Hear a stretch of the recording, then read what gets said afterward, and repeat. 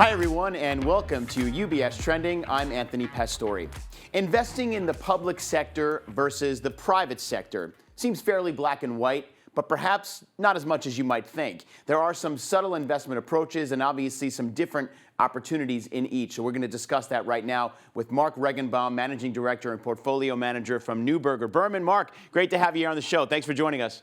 Great. Thanks, Anthony, and great to be here with you today. Yeah, great, Mark. So this is an interesting topic and probably not one that people automatically think of when they're, thinking about investing, but it might come up. So I wanted to just talk to you first and foremost about the crossover investment universe and what's attractive about it. And of course, how one would approach investing in public versus private markets, because there are some pretty big differences between the two. Sure, Anthony. So we believe the crossover investment universe is a really exciting and dynamic market opportunity. At a high level, many high-quality companies are remaining private for longer periods of time. And importantly, while they are private, these companies still continue to need capital to fund future growth opportunities and strategic initiatives. So when you combine both those factors, there's an increasing age of companies at IPO and an ongoing need for growth capital. So investors start to have the opportunity to own more established private companies with believable growth prospects and what we would argue are defensible moats. And as a result, crossover deal activity has accelerated sharply in recent years as companies seek this growth capital, as well as being aligned with long-term shareholders ahead of a potential IPO. In terms of how we invest, we find there is tremendous synergy in understanding public and private markets. Quite simply, there's a blurring of the lines between these markets, and we truly believe that to invest well in public equities, you have to understand private markets and vice versa. After all, the speed of change is upon us. Everything's happening faster nowadays with ever-improving technology, greater transparency, tremendous information flow. Trends can emerge quicker and more powerfully than ever. And these market shifts are impacting not just public companies, but private companies as well. And so things that used to take a decade or so are now being done in just a few years. And it's an amazing time of innovation for some of these late-stage private companies that are leading the charge.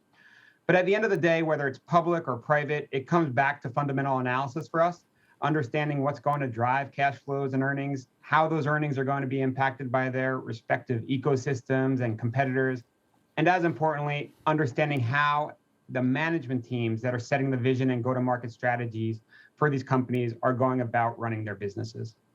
Great, thanks, Mark. And I want to talk a little bit about private investment with you, because traditionally, private markets were really only for institutional investors or very wealthy individuals, and they were certainly less regulated, and there wasn't a lot of information out there for an average investor. So what makes a private investment opportunity attractive to you?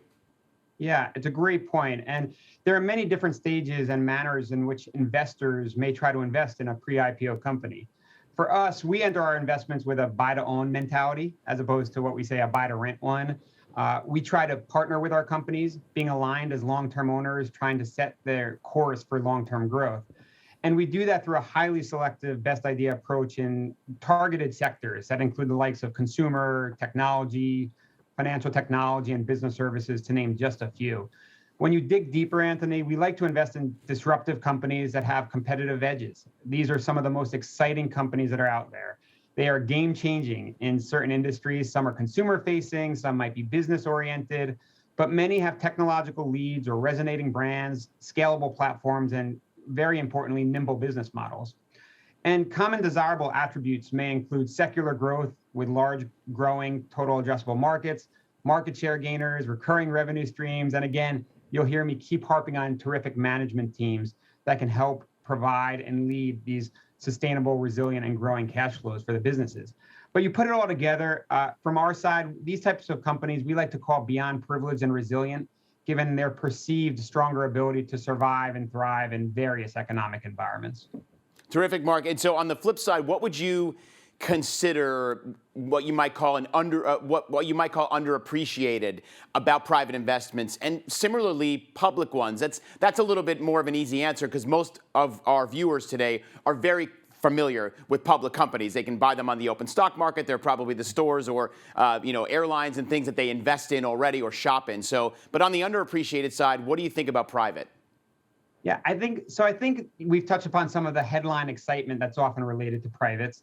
The idea of crossover investing with high quality and innovative companies at a critical stage in their corporate life cycle. But I think one of the most underappreciated elements of private investing is the often bespoke nature of these transactions and the ability for investors to sometimes be able to negotiate attractive downside protection or more favorable upside terms. After all, when you're investing in private securities, it's being involved in structured deals that are often unique for each transaction. These structured elements can help make the individual risk reward attractiveness through features such as preferred equity structures, convertible structures, consent rights, IPO rights, just to name a few potential opportunities. So that's where the experience and discipline processes and management teams matter a great deal. From a public perspective, you're right. There are many amazing companies out there already. Again, what we call the beyond privileged and resilient. But I do believe optionality is often underappreciated from the public markets, specifically the fact that you operate in liquid public markets, which provides enhanced opportunity for investors to change their minds if appropriate, or to take advantage of the volatility when markets are perceived to overreact. So the liquidity and the rapid changes in sentiment and valuations often provide public investors an ability to be a bit more tactical and manage risk as appropriate for their clientele. Terrific. Thank you, Mark. And how would you describe today's market backdrop here? In a word, dynamic.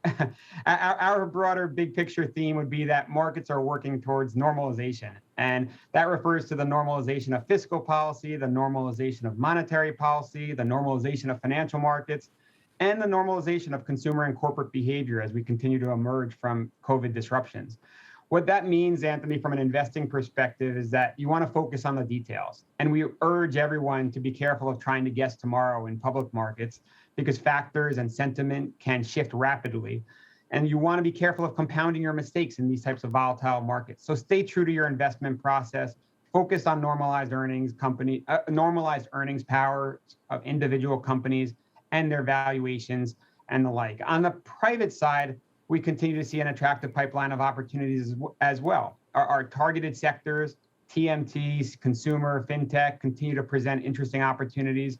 There is no shortage of disruptive ideas and companies, but perhaps now more than ever, balance sheets and cash flows matter. And of course, with greater public market volatility, the greater that lasts, the longer that lasts, the greater the potential ripple effect will ultimately be felt in the private markets.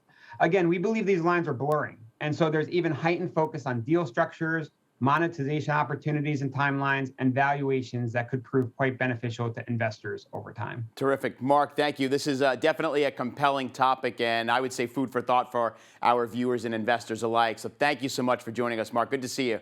You too. Thanks for the time. Great. That was Mark Regenbaum, Managing Director and Portfolio Manager from Neuberger Berman. And for more information on anything we talked about today, you can access our public website at ubs.com/views. And make sure to follow us on social media, Facebook, Instagram, Twitter, LinkedIn. Plus, check out all of our past UBS Trending episodes on demand and on the UBS YouTube channel. And as always, if you have any questions about what Mark and I spoke about today, make sure to reach out to a financial advisor. Until next time, I'm Anthony Pastore. Have a great day, everybody. And remember to keep your eyes on what's trending. We'll see you soon.